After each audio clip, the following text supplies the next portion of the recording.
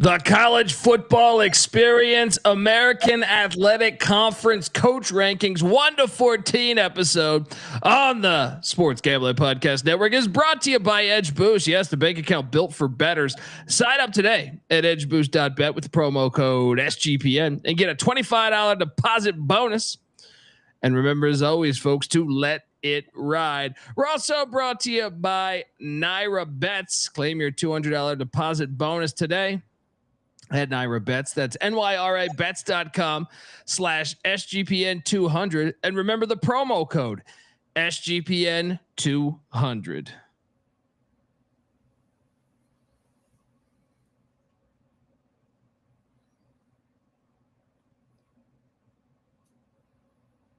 Hey, this is John Sally, and you're listening to SGPN. Let it ride.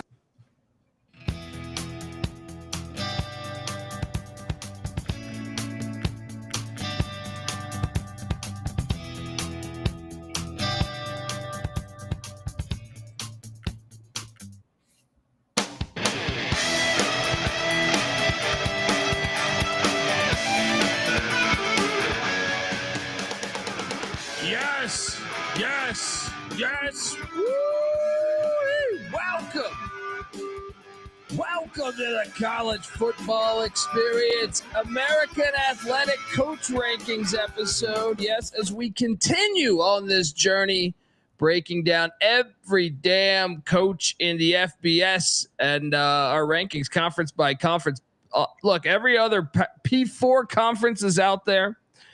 AAC, Big 12, Big 10, SEC. Last night we did the Mountain West, and even before that we reviewed every first year coach. We also did the hot seat edition coming into the 2025 college football season, where we will preview every single team in the land like we do each and every year. 136 this year is that number. Can't wait.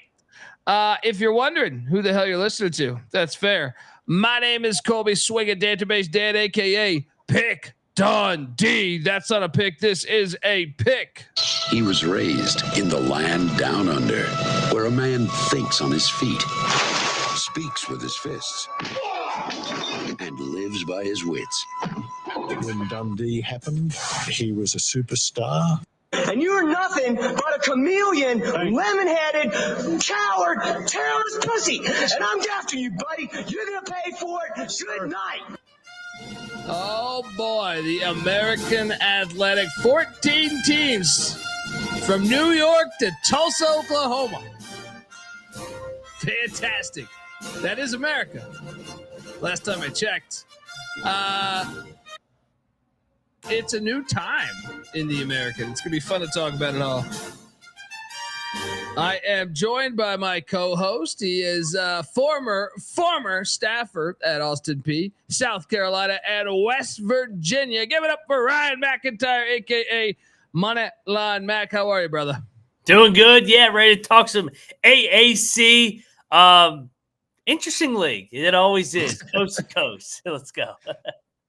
Mac tonight. Come on, make it Mac tonight. Look, I know that on these very airwaves over the years, as an ECU guy, sometimes I've wished that we were in the Sun Belt because I love the regionality of it. But I still do like some of the teams, because ECU's played Memphis for a long time, Temple for a long time, Navy for a long time, Tulane for a long time. So there are some familiar foes here, but there's also some strange ones. Like where are we at? San Antonio. How do you feel about the conference just in general? Not coach wise. We'll talk about that in a second, but like obviously they used to have UCF, Houston, Cincinnati, SMU. All those teams are gone. They're kind of going for the rebrand. And I think if you look past, 3-4 years, it could be decent. What's your thoughts on the conference though? I think it's a league that kind of struggles with an identity for the most part. And it kind of just like all over the place, to your point. Like they kind of got raided, or they did not kind of, they did get raided when Cincinnati, Houston, UCF, like and those schools went over to the Big 12, and they're just kind of all over the place. Like they don't. I know the Big 12 is coast to coast, but those are all college towns. This one, you got some major cities, you got some college towns, service academies.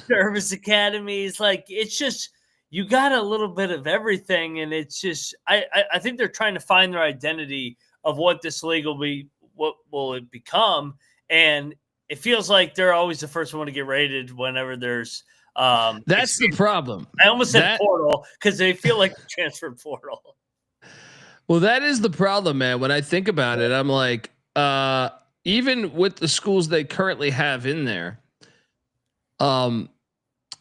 there's, well, first off, they almost got Air Force in the offseason, which I like Air Force in the Mountain West because they're in the mountains of Colorado. But I also thought, hey, that'd be kind of cool. All 3 service academies in one conference. But yeah, I mean, I like Tulane and Memphis. We know are teams that just. They're in big cities. They spend a lot of money. Those could be the next ones plucked. There's even, South Florida would be another one. I know years ago, ECU was talked about. I don't know if it's as much now with it being such a small town, but their enrollment is really big. And then I personally think like UTSA is one to watch out for just because, that's a big school.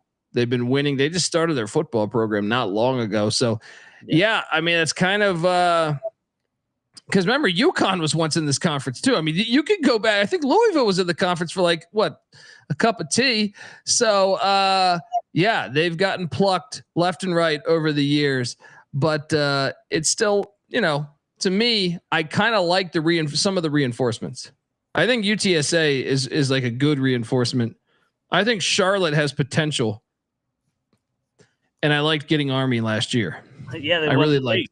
Yeah, they won the league, and I think I called for that. By the way, my future cashed on Army winning the AAC.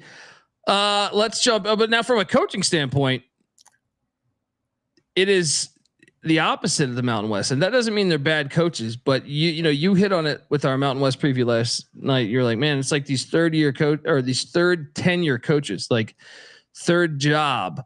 And maybe that adds to the strength of the Mountain West. I thought that was a good nugget you said last night that I didn't think about. Well, this one's kind of the opposite. This one is like first time coaches, but it doesn't mean that it's not these guys can't coach. If anything, I think they've proven, some of them at the coordinating positions have proven to be pretty good. So, but it is certainly different than, I feel like the Mountain West, you have like a bunch of FCS guys and then a mixture of coaches that have been coaching for 20 years in college football. So what'd you make overall of the coaching, doing the exercise? I thought was rather easy. I thought. Yeah. I think we're going to agree a lot on this. And it's definitely a step down from a prove it standpoint and proven winners like we did with the Mountain West. It was like, shit, this guy's won wherever he's been. This guy's won wherever he's been. These guys, maybe you could paint the picture that they could be good coaches or they're growing into a good coach, but a lot of unproven guys. And the floor is definitely lower in this league with some of these guys at the bottom, especially one that I'm sure we'll agree on. And big years, I would say, for certain coaches there. Shout out to Hoosier Stan saying Navy is making the playoffs this season. Lock it in. Hello. That's what I'm talking about. All right, let's go midshipman. I know you're an Army guy, Mac, but still, I like to think I'm an Army guy first too. But I do like Navy. I like Air Force. I love all the academies, even VMI and the Citadel. Yep.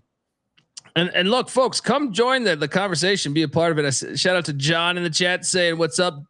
He also throws some slander at Trent Dilfer. Our guy Cannabis Capper is in the chat, legendary guy. Appreciate you guys all tuning in. And it's a fun exercise. Let's just jump right into this thing because we got 14 coaches to break down. Here we go. At number 1, or in this case, would be number 14. As our last rated coach in the conference. And this is another one I still feel like they were on this track to win before they just went completely out of left field. Trent Dilfer was my number 14 ranked coach. As John says in the chat, Dilfer is dead last to me. He's not impressed me. Well, I think what he's referring to is Trent's kind words regarding the current state of football, which I actually somewhat agree with. Modern day game does not impress me. It's super easy when you don't get hit as a quarterback and when you can't reroute receivers and when you can't hit guys across the middle. I love Tom Brady. I love Aaron Rodgers. I love these guys. It's not impressive. What's impressive is what they did. Look, I'm on board for his point. I agree. You can't say it's not impressive what Tom Brady did.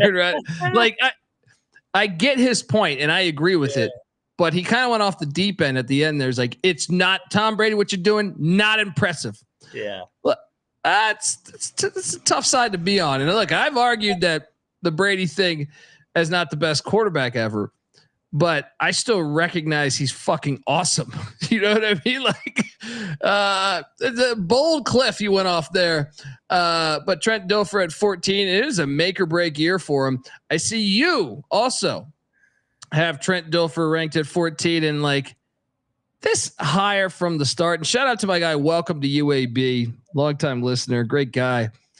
I know he wanted to vomit because he was a big Bill Clark guy, and Bill Clark stayed through the program leaving, right? The program went dark and he stayed the course. Now, Clark had to step down because of health issues, but he recommended his OC, Bryant Vincent, who was with them through those dark years. And Vincent went, I think, 6-6, but lost a lot of close games. They still made a bowl. They decided not to retain him. And they went with Trent Dilfer, who had zero college football coaching experience. It was a fucking strange hire. Bryant Vincent has since gone on to ULM and looked pretty fucking good in his first year at ULM.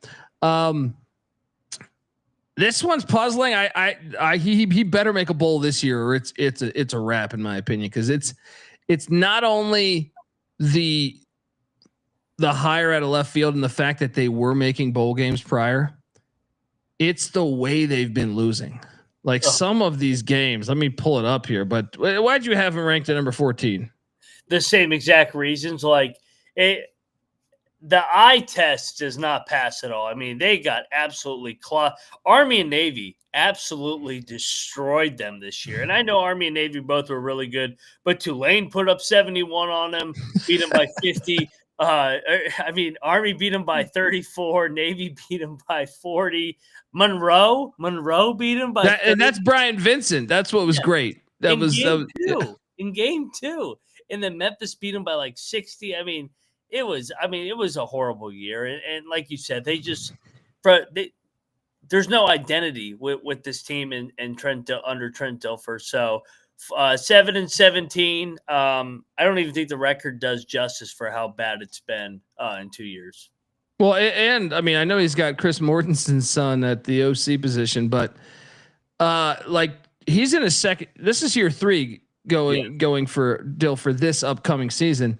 So Bryant Vincent was in year 1 at ULM, and ULM was a dumpster fire. So for him to be let go by UAB 3 years ago, to take over ULM and then beat UAB when Dilfer's got a year up on him, super fucking impressive in my opinion. But yeah, he's got his ass whooped in a lot of these games. And by the way, Navy beat him 31-6 the year prior.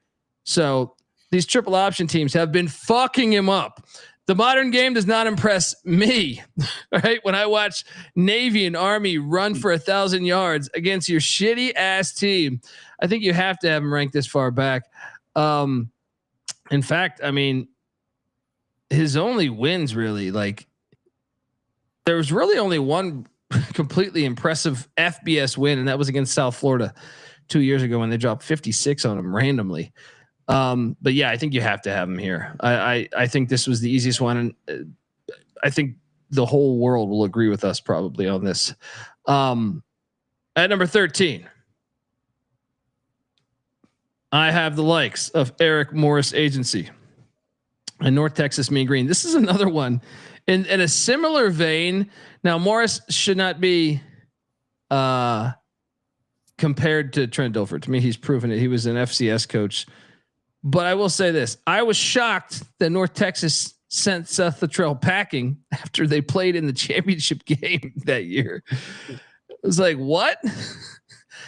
And then they went out and hired Eric Morris, and guess what? They haven't been very good, and their defense has been fucking awful in that stretch.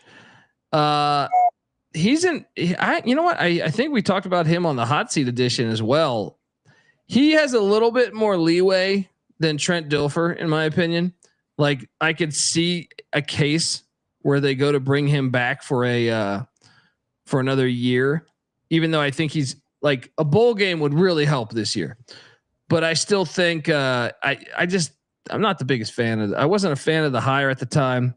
I know he played for my guy Mike Leach. May he rest in peace. But I mean, what, he killed it at Incarnate Word. But he's 11-14 in 2 seasons at North Texas. He did make a bowl, but a lot of that was a light schedule. I don't think they actually beat anybody really good. He made a bowl last season, but they got destroyed. What's your thoughts? And I see here, if you're watching on YouTube, that you agree with me. We have Eric Morris at number 13 as well. So far we're 2 for 2 on agreeing. But what's your logic on having him at 13? They haven't gotten any better, and he took over a decent program, and they've gone backwards. I mean, barely making a bowl game in year number 2. And the only reason they even made a bowl was because of the weak schedule. Defensively, they've been atrocious. I mean, I know they're not going to beat Texas Tech, but Texas Tech had like 60 at halftime this year on one game. And that's his alma mater. I just, from an identity standpoint, they've been soft, I think, and defensively they've been really bad. And they've gone backwards in 2 years, just like UAB has with Dilfer, but not as bad as Dilfer. Yeah, not as bad, but I still think bad. I think it's a big year for him. Like, I think he's got to make a bowl. I mean, there's a chance with them having to pay the players. They bring him back for a 4th season if he doesn't make a bowl, but he better not be like 2-10, because then I think it'd be a big problem there. Shout out to the great GBO Farms there in the chat. Appreciate you tuning in, brother. But yeah, I mean, Eric Morris, I don't think he's really proven much. I would be curious to see how many teams he's beat with a winning record, because I don't think it's many. And it should be noted, his quarterback at Incarnate Word, his good year was Cam Ward. Yeah. I mean, the number 1 pick of the draft. So it's I mean, to his credit, I mean, he went, yeah. How have they not hired Skip Holtz yet? 100%. I know Skip interviewed with Rice this past year, but I don't know how much he wants to be. I think he's kind of complacent with, it's gotta be the right gig, I think, but, yeah, Eric Morris, a clear cut number 13. We're seeing eye to eye, folks. Before we get to number 12, I want to let you know that the College Football Experience is part of the Sports Gambling Podcast Network. And have you checked out the DGen line of gear we got going? It is live in the merch store. You see this hat right now, youtube.com/the College Experience. You can get that, t-shirts, all that good stuff. And to celebrate, we're taking 20% off everything in the damn store. All right. With the promo code DGens, because we love you. So jump on over there and let it ride. All right. We are back talking AAC coach rankings. We see eye to eye thus far. Let's see if we continue to agree, because at number 12, Zach Kitley is my play at number 12. And look, Iowa's one. If you've tuned into our FCS podcast, or, you know, specifically the COVID year, Zach Kitley was the OC at Houston Christian, or Houston Baptist, I think it was called back then. But yeah, he was awesome. They were scoring like 70 fucking points a game. Actually, was he the head coach and then he left? Trying to remember. I think I want to say he was the OC at the time, and then he was hired away by Western Kentucky. And then from Western Kentucky, he ends up at Texas Tech eventually. But Kitley and his offenses were just putting up a shit ton of yards and points. Thus the Texas Tech connection there. But I'll be honest, I'm curious about this hire. Mm-hmm. And this is one where I think it's hard to tell. because we've never seen him as a head coach. He was just the OC at Baptist.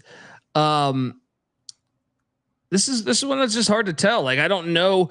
To me, I part of me is like everyone's figuring out the air raid stuff. Like, there's so many teams that have been doing it now. I think you're starting to see the pendulum swing back with the Eagles winning and the past couple national championships. It's been more run oriented.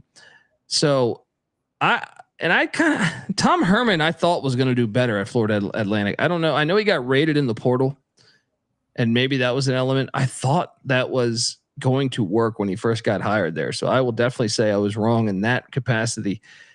I'm a skeptic that it works at Florida Atlantic, but I will say this: his team's put up some fucking numbers everywhere he's been.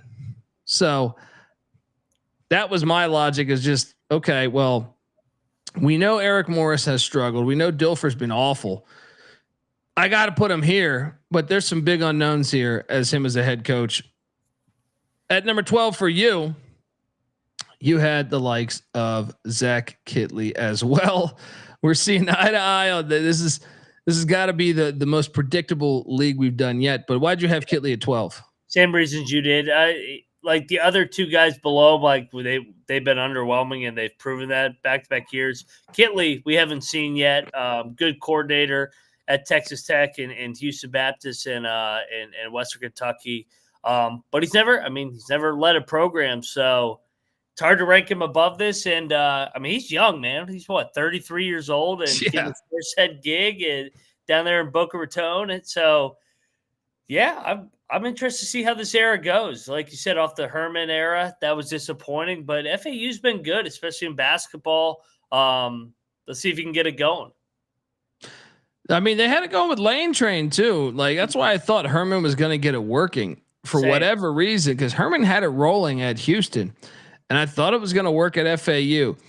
I know, like, the one thing I'll say before I just totally shit on Tom Herman was like, the team got destroyed in the portal. Like, both years he was there, I felt like his teams just got plucked away. So I do worry about the NIL situation down there in Boca Raton. But Zach Kitley at 12. Let's see if we can continue to agree, because at number 11, I have the likes of Trey Lamb. Shout out to GBO Farms. I know he's a big fan. I like this hire. This is another young hire. I wonder how old he is, by the way. 35. Yeah.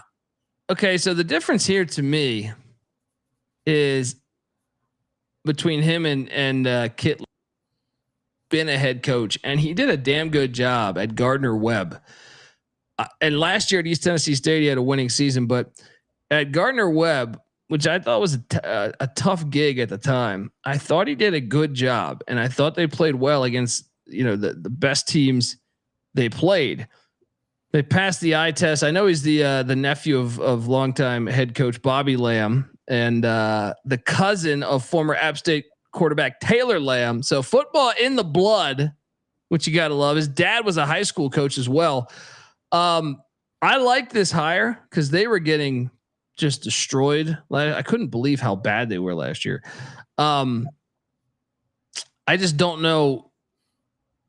In year one, what are we looking at here with the Golden Hurricanes? But I can tell you this: I think first off, they should have never fired Philip Montgomery, in my opinion. But they did that; they moved on. But I can tell you this: he's an upgrade to what they had with everyone in the past couple of years. So Trey Lamb would be my 11th ranked coach. Even though there's some unknowns, he's never been in the FBS as a head coach. I see you also have him at 11. Goddamn, we're just agreeing left and right on everything. But why'd you have him at 11? I'll take it a step further. He's never been in the FBS at all. He played at Tennessee Tech from 2008 to 2012. Then he was at Tennessee Tech as a quarterbacks coach in Mercer, Tennessee Tech again. And then Gardner Webb is a head coach in ETSU, and now he's getting the Tulsa gig. So he's FCS through and through, baby. And so, yeah, I'm interested to see how this works. Definitely outside the box. I liked what he did at Gardner Webb, ETSU winning year.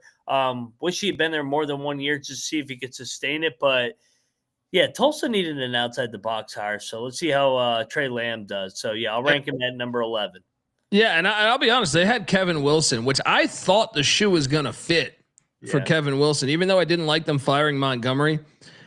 When they brought in Kevin Wilson, I thought, but he tried to do it like old school through recruiting. And it's like that shit don't work that much anymore. Like the players dip out. Scott Spurrier was on the staff. But yeah, I think at 11, he's done. The Gardner-Webb thing was impressive to me. I think that's why the real reason why I have him at 11 is what he did at Gardner-Webb. At number 10 for old Pick Dundee here is Alex going to go to the Go Lash. I had a hard time with him specifically. He's hard. Yeah. Because I kind of think he's a decent coach, but man, there's some head scratchers when you look like UAB putting up almost 60 on him. I mean, do you think he's turning this? I know he had quarterback injuries, but both years they've been 7-6. I feel like South Florida has more talent than than what they're doing. But at the same time, like, man, UAB almost scored 60 on you one week. You look at their wins last year. They put up 63 against Tulsa, but they beat a bunch of terrible fucking teams. Okay, I'll give them credit. They beat San Jose State in the bowl game, but San Jose State was without like some of their best players that game. That's their best win of the whole season was the bowl game. You look at the other wins, they're fucking terrible teams. Bethune-Cookman, bad FCS. Southern Miss, terrible. UAB, terrible. Florida Atlantic, terrible last year. Charlotte, terrible. Tulsa, terrible. So every team with a pulse, they lost to. And not only did they lose to, they got their ass whooped by. I mean, Tulane beat them 45-10. I'm not going to blame them for getting whooped by Alabama and Miami. But Memphis, they only got 3 points against a Memphis defense that was not prolific by any means. Navy stuck it to them. And then they lost to Rice. I just ranked him here just because I thought he would be better. But at the same time, like, do I think is this one where I look back in a couple of years where I think I could be like wrong of like, yeah, the guy's not bad. Either way, I thought based on comparing everything else, I think he's the 10th ranked coach. You at number 10 in the AAC is, oh my boy, Blake Harrell from East Carolina, the legend, the man, the myth, another guy going into his first full season as a head coach. He was a high school coach for a while there, but okay. Tell me why he's not number one, because I feel like he should be number one in everyone's rankings. Yeah, talk to me here. He's 5-1 as a fucking head coach, including 1-0 against NC State, buddy. I was gonna say he's automatically number one because he beat NC State in his goddamn right. Goddamn right. And he gets another crack at him on opening weekend. I mean, he's the interim tag, and maybe they caught lightning in a bottle last year, winning 5 out of 6. So I just want to see him now that he's got a little bit of the target on his back. He's got the job. But hey, man, that was impressive the way he rallied those guys. I mean, what were they sitting at? 3. What were they? No, they were 3-4. 3-4, and then they rallied. I mean, they had a chance to get to the AAC title game almost. And they should, if they had made that decision a week earlier, 2 weeks earlier. I actually think we would have been, because I will say this, for whatever reasons, the team had quit under Mike Houston. Yep. And I mean, they gave up 55 points to Charlotte, which is like, I don't even understand how that was possible. Charlotte's offense was so bad. That's what tells me they didn't care. And then once they fired him, I mean, the defense never gave up. They gave up 34 to Navy, but that was the most they gave up. And then, now here's the other side of the coin, though. And by the way, why'd they wait to fire him after Army? Like, why didn't they fire him after Charlotte? Why did they fire him after last fucking season? But I'm just gonna jump into it because at number 9 I have Blake Harrell as well, so I have one spot ahead of you, and a lot of that has to do with just NC State. Here's if you want the argument of why we should be a skeptic, because every team he beat besides NC State was complete ass. Now it's still, we had lost to some shitty teams prior, so at least he didn't do that. But I will say this: they did blow those teams out. Yeah, they fucking annihilated them. Yeah, yeah. Oh my god. Yeah, they went in there and fucked them up. So it was like, I was making the case for Rich Rod before. I didn't know that he was going to end up at a power, right? I mean, Rich Rod should be at a power school, but I'm saying I was making the case that Jacksonville State to ECU, come on, let's do it. I was underwhelmed in a way of the hire. Now, one thing I will say is he's a North Carolina guy. So like, okay, maybe this guy knows the footprint, the blueprint of there's a lot of good talent in the Carolinas. It's not Mike Houston, so it's an upgrade in that regard. I thought Mike Houston's game management was terrible under his coaching staff, and another thing was the special teams was always terrible. But to me, 1-0 against NC State is everything. And the team, and I liked how the team got in a brawl. So yeah, it was good. I like the signs we see there, but I can't put him much higher. And you could say, dude, how you put him over Galesh? Well, Galesh is 7-6 in both years, and he got whooped by some shitty teams. Blake is 5-1, and his one loss is to Navy, who actually was pretty damn good last year. So that was my logic. I know it's a short sample size. I know I might eat crow on this, but yeah. And I'm an ECU guy. You got to give him a got to grease him a little bit. At number 9 for you is the likes of Ryan Silverfish. Some say Silverfield. We say Silverfish on this show.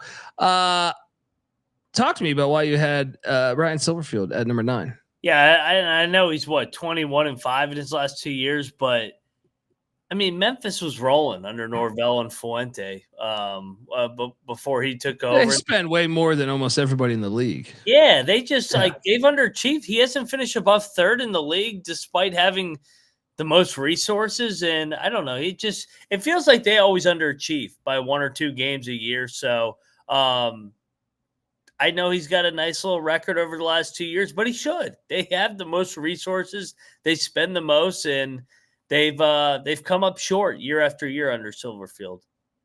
I think the knock is, or I'm sorry, like the pushback, I guess I would say, would be he's coming off the best season of his career. 11-2, they were 10-3. But what's crazy, to your point, in the league. They don't have a fucking AAC championship under him. He hasn't even finished 2nd. His highest finish is 3rd in the league.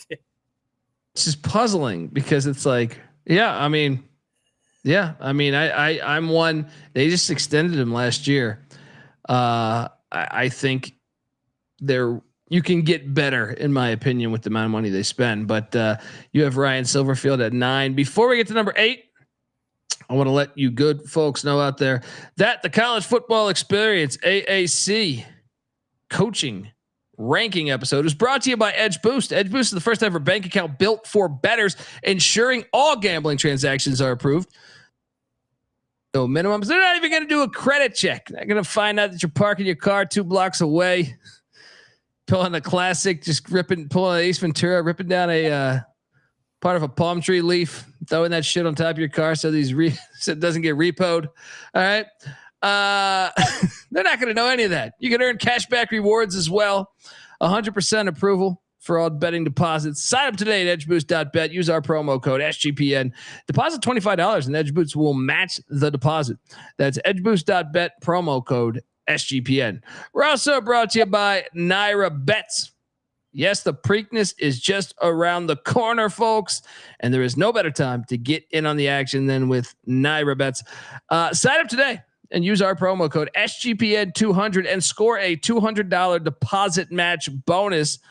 Don't wait. Head on over to Naira Bets. That's nyrabets.com/SGPN200 to claim your $200. deposit match bonus today. Once again, that's nyrabets.com/SGPN200. And last but not least, we're brought to you by Underdog Fantasy. Underdog just launched their brand new ladders game. Went up to 500 times the amount of money you entered watching your favorite players climb up their ladder. So sign up, and when you do, use our promo code TCESGPN to claim your special pick plus first time deposit offer up to $1,000 in bonus credits. That's underdogfantasy.com, promo code TCESGPN.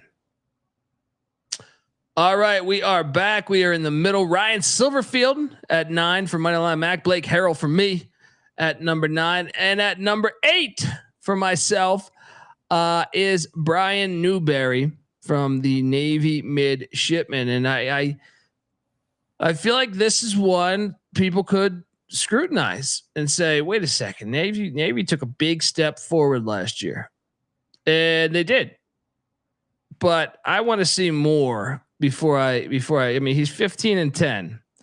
He was 5-7 in year one. And I still say, if you listen to our Navy preview last year, the schedule was nice for him. So I was kind of in on it. I did like him going out and hiring Drew Cronick as the OC though. But the schedule just aligned really nice for him with the way that, the way that Air Force was reloading. We knew Air Force wasn't going to be very good. Now I will say this, scoring 56 points on Memphis, hilarious. All right. Beating Oklahoma in the bowl game, I don't give a fuck. And they beat Army this year, but Oklahoma in the bowl game, that's one that will be on that fucking wall forever. I mean, I guess the Army one too, but pretty damn impressive this past season. But I think you need a bigger sample size to go all the way in there. The schedule aligned for him, and that's why I have him at number 8. Moneyline Mac at number 8. Oh, we're back to agreeing. Brian Newberry. Why did you rank him at number 8?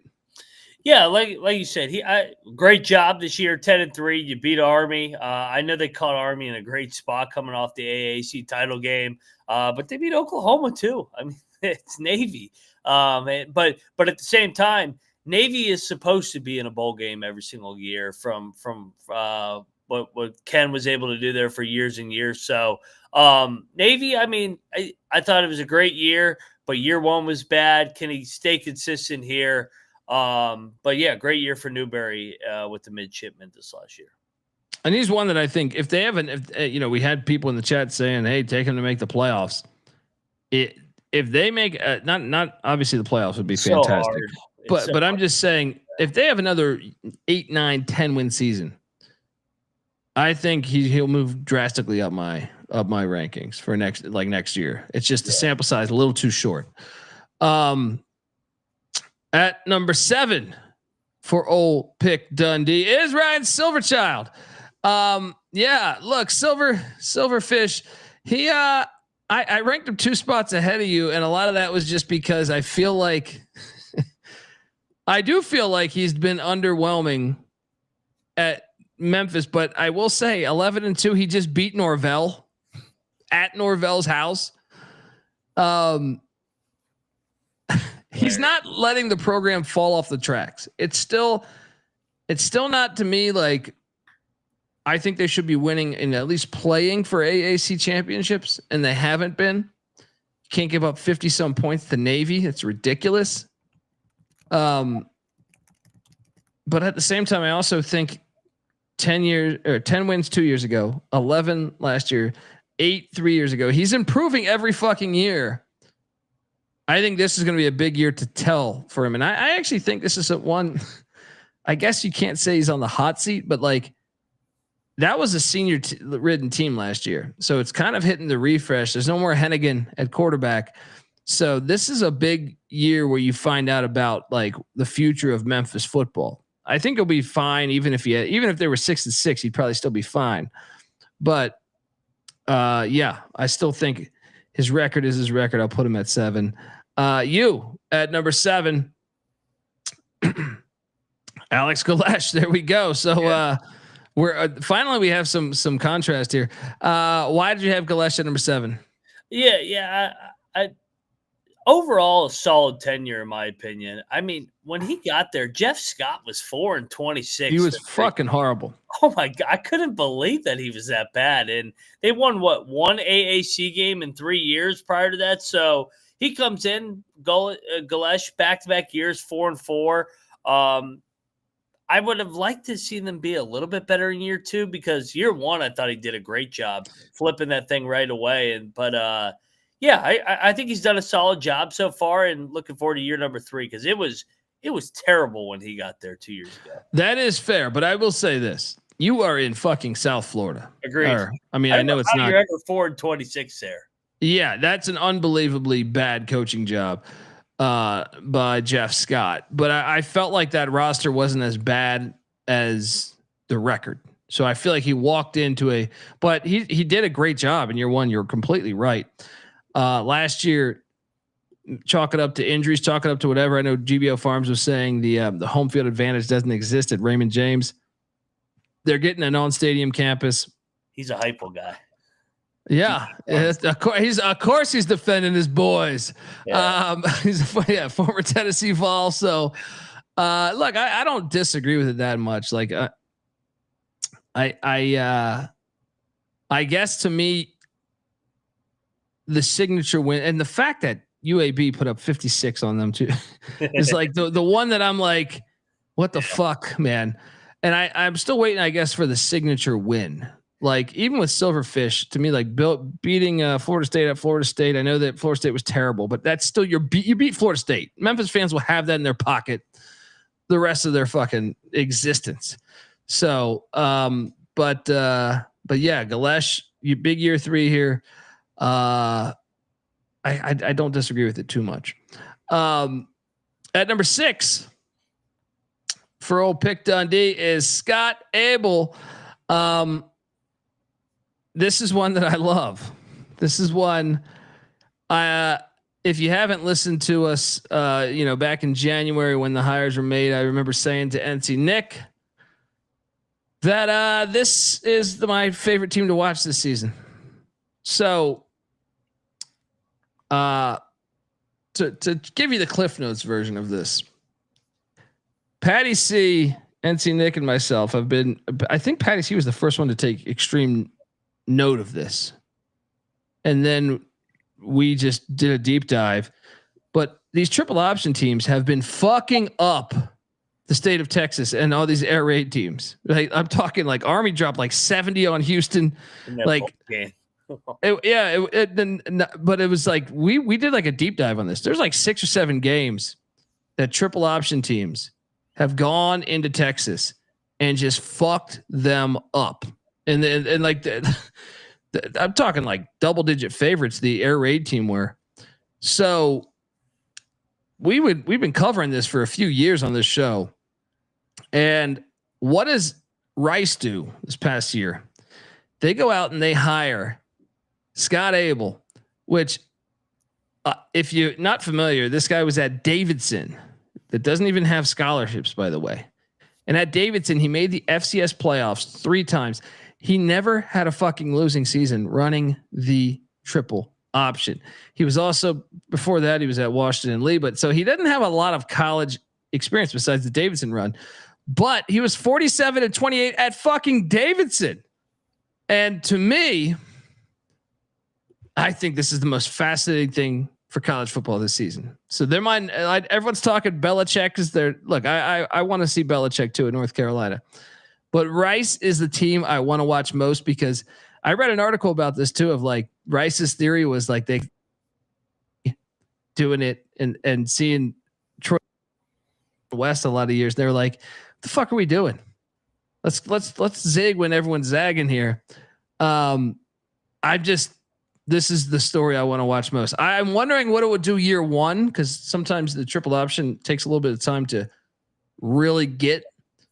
But consider me watch. I will watch every game probably twice with the Rice Owls this year. You at number 6. Oh, guess what? We're back on the same page. Talk to me about why you had Scott. I want to say it's a Bell that can also be Abel. it depends on what broadcast you hear. Davidson games weren't necessarily covered by the most official announcers. So, you tell me why you had him at number 6 though. Yeah, the $29.99 ESPN Plus Davidson college coverage that ESPN jammed down our fucking throats. Yeah, I thought he did a great job, like you said. Limited, doesn't have scholarships. 47-28, 35-18 in league play. I will say it. Davidson in year one, they weren't a dumpster fire. He was able to go 6-5 and still have a winning year. So maybe he's able to flip it quicker. And to your point, like he sees other programs in it, Army and Navy run the triple option in this league, and they dominated last year. Why would you not try it out? And I know it's not sexy, but at least you know your floor is going to be higher running this brand of football. And let's say, I think that they should be able to get to a bowl game now, running the triple option. It's so hard to prepare for, and every 3-4 years you can have a special year and win 9-10 games. I completely agree. I will say this, we'll see how fast he can get it going. Cause there's one thing from playing in the Pioneer League to the AAC.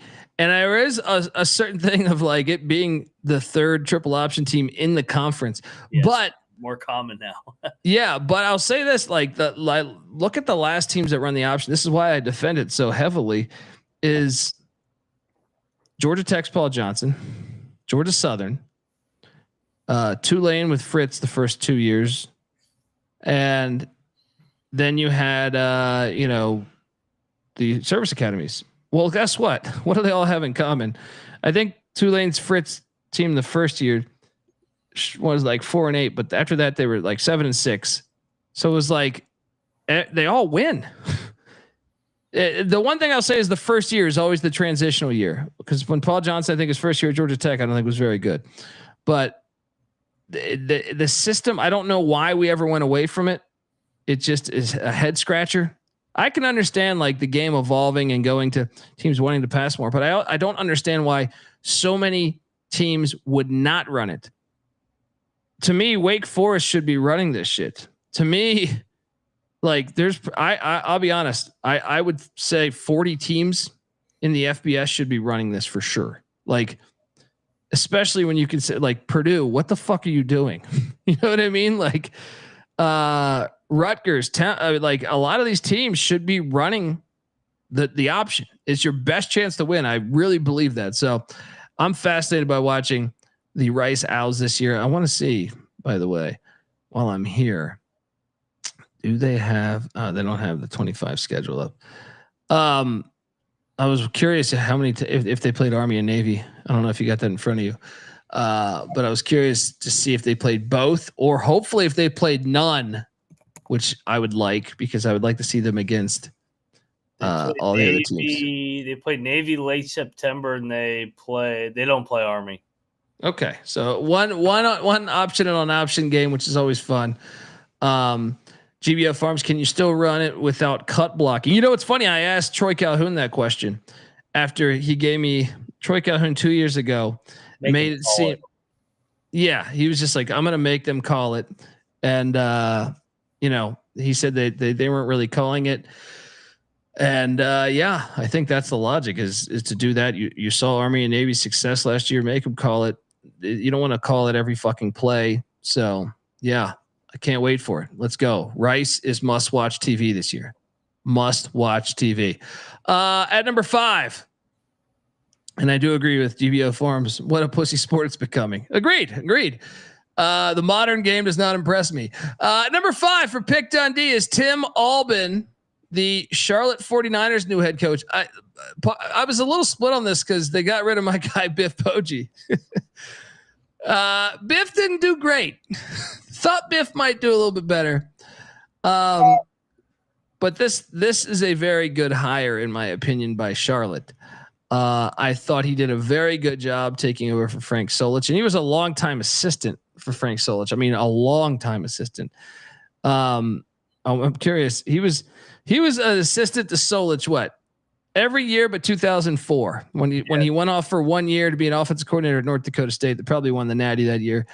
Then the rest of those, so 23 other years he was working for Frank Solich, who I'm a big fan of. Speaking of option attack, yeah, for some reason Nebraska decided to ditch that for Bill Callahan's bullshit, and they've never been the same. But Auburn just won so they hadn't won the MAC in since the 60s. He just won the MAC championship for him, including 3 straight 10-win seasons. And some of that was losing their quarterback multiple years, whether injury or portal, which last year was portal because Curtis Rourke and these are the breaks went to Indiana, and still no problem. 10-3 MAC championship. I think this is a great hire. He was also 13-0 at Northwestern Oklahoma State, won the NAIA championship in '99. How could we forget? At number 5 for Moneyline MAC is the likes of John Sumrall, no relation to Pat. I think you skipped one. Oh, did I? Oh shit. Did I press it twice or did I actually fuck up the slideshow? Well, I might have fucked it up. Who do you got at 5? I have a trailer at 5 from UTSA, and I think he's done a good job. My only knock on him is he didn't have Frank Harris this last year, and it was by far his worst year at 7-6. So with Frank Harris, he's been a 10-11 win team every year, 46-20, 31-8 in league play. So I mean, I think he's a good coach. That's why he's in my top 5, but he did by far have his worst year without Frank Harris as quarterback. So yeah, we do agree on 4 though. Yeah.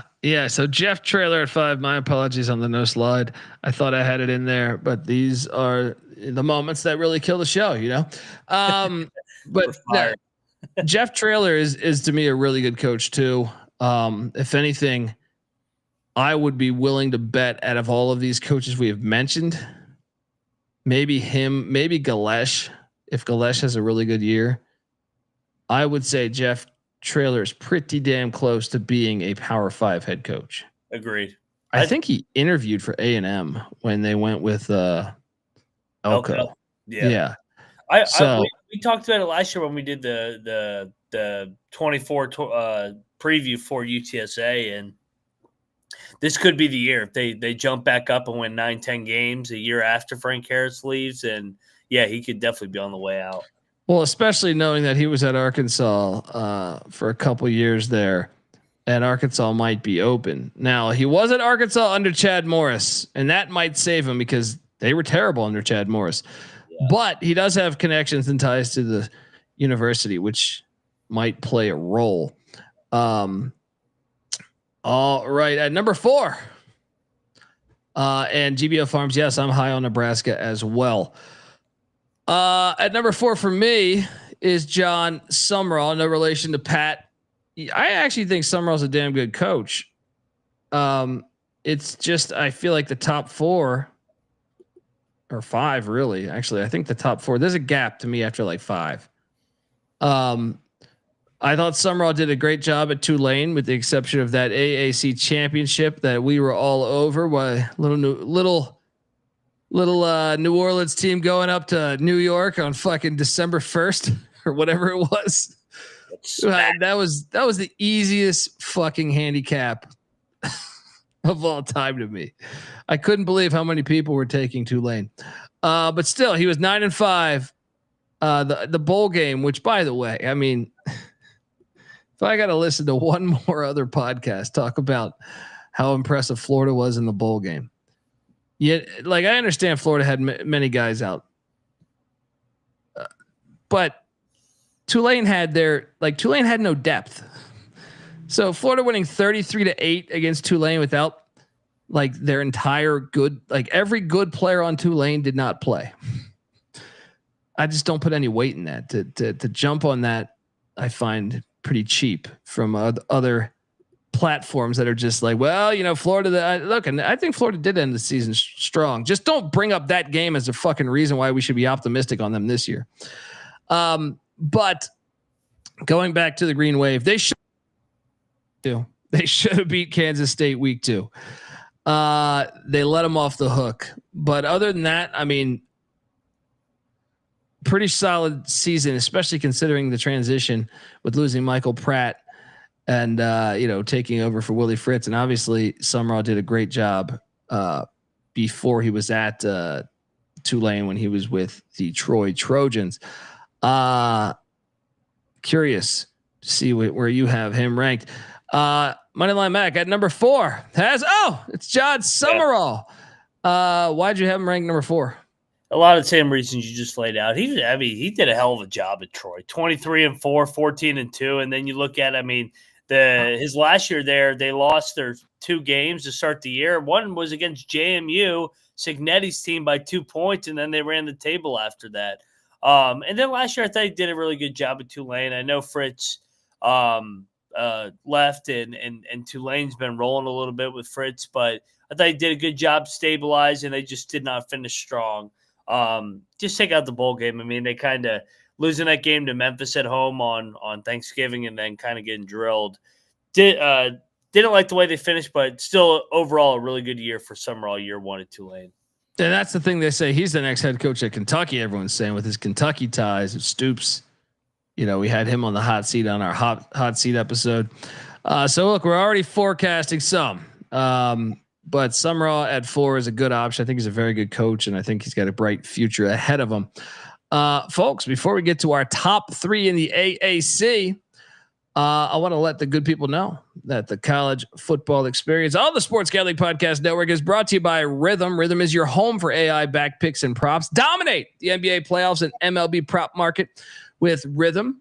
And one of the things I like about Rhythm is you can build your own model. All right. Yeah, you can copy other ones. You probably wouldn't make money, but I like building my own, selecting what I like about each team or each sport.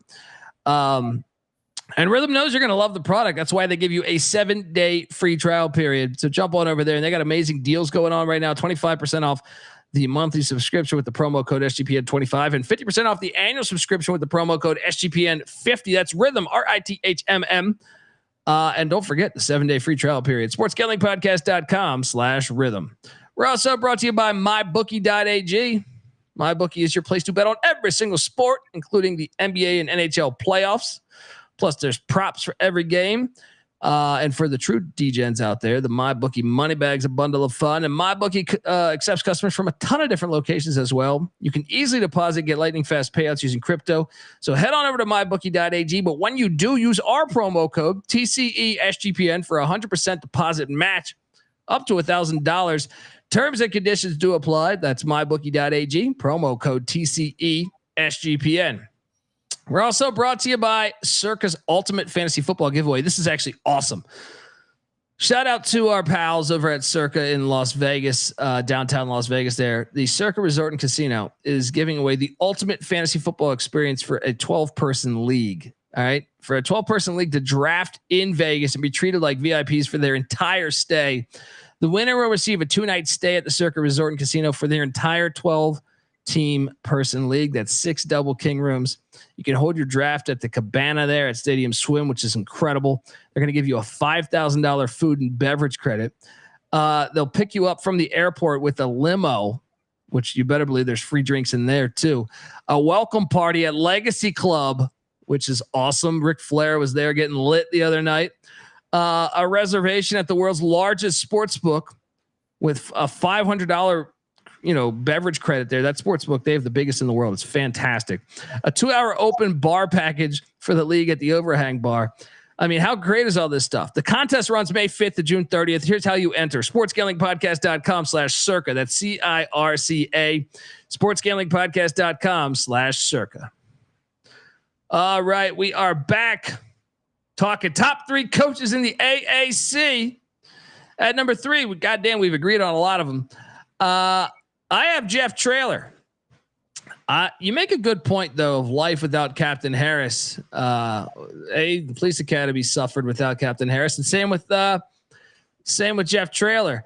So you do make an interesting point there, but just the fact that UTSA is a rather new program and some of the wins they've scored, I think he's done a phenomenal job. And I think they'll be back contending for a championship again this year. So I had him ranked at number 3. I do think there's a strong chance if the season goes the way I think it can go this year, that he is the head coach of a major program, a P4 probably in the next 12 to 24 months. So Jeff Traylor would be my number 3 ranked coach. Moneyline Mac at number 3. He has Tim Albin of the Charlotte 49ers. Clits. Tell me why you had Timmy Albin at number 3. I thought he did a great job the last 3 years at Ohio. And he lost Roark to Indiana, and they still found a way to win 10+, win the MAC last year, and not just win the MAC, win it convincingly, beating the shit out of Miami of Ohio by like 30. So 3 straight 10-win seasons, 23-9, with 5 of his losses coming in his first year in the league. So I mean, and you look back, Northwestern, Oklahoma State, he was 25-8 way back in the day. Great hire by Charlotte, in my opinion. And I'll be honest, that first year he got hot potatoed that shit. Frank Solich had some health conditions. They put him as head coach on August 15th or something. You're just like, oh shit, I'm head coach. I'm down here in Cancun drinking margaritas. What the fuck? Yeah. So I'm going to give him a pass on that one losing season. But yeah, I completely agree. I think you can argue him for one of the tops in the whole conference. At number 2. For pick Dundee, here's Casey Keeler. I know people will say, Dundee, what the fuck? You have him above Summerall? I really believe he deserves to be above Summerall.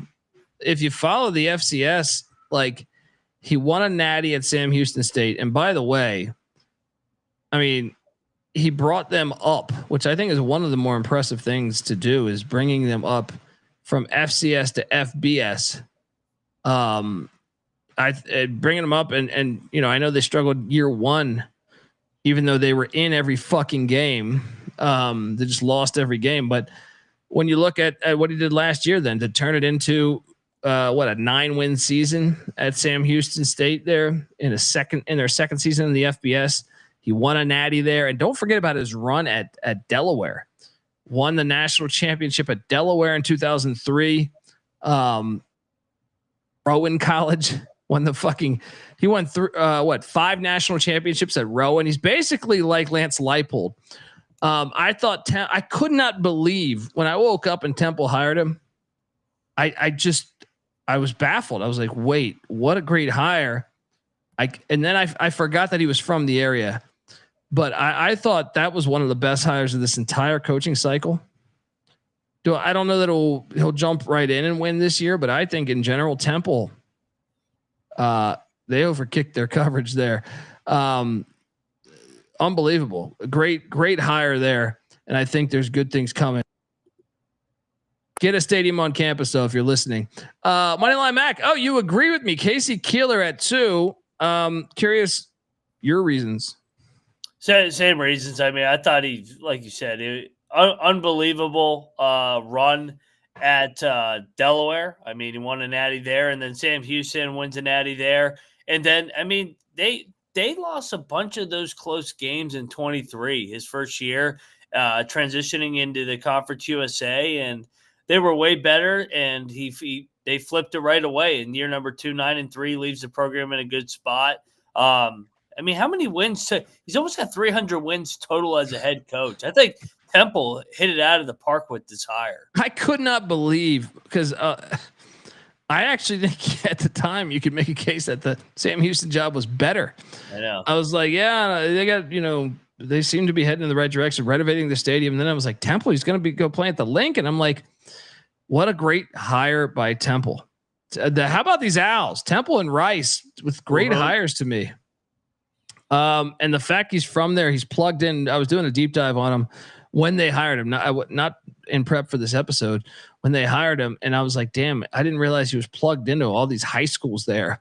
So I was like, okay, now it makes even more sense from him just being a great football coach.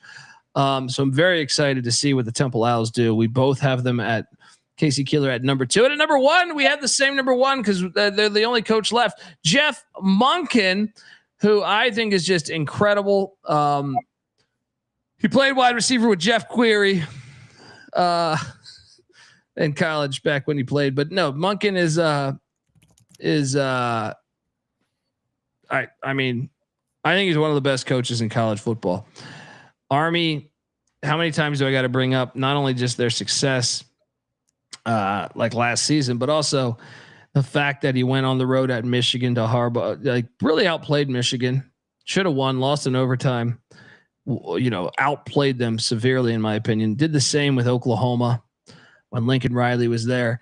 And I just think he's one of the best coaches in the sport. Like I really believe that. How about you, Mac?